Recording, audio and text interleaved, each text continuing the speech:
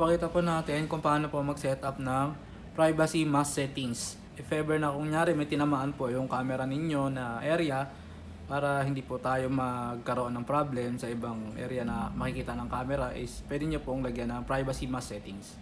Ganito lamang po. Settings, camera, mask settings. Then click nyo po draw.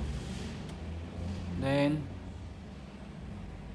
yung lalagyan nyo pong area para sa privacy. Then add.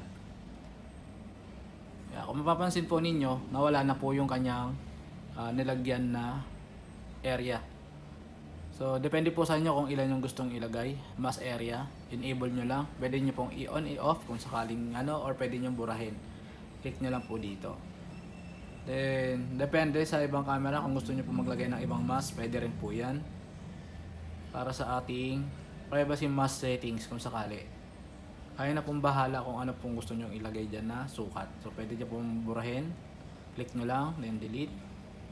So lalabas po yan. So pagka kunyari naglagay po kayo yan sa mismong camera, wala na po yan.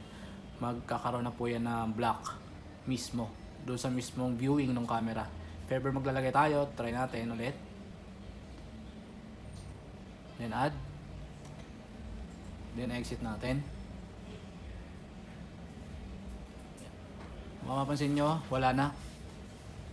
So meron na po siyang mask privacy.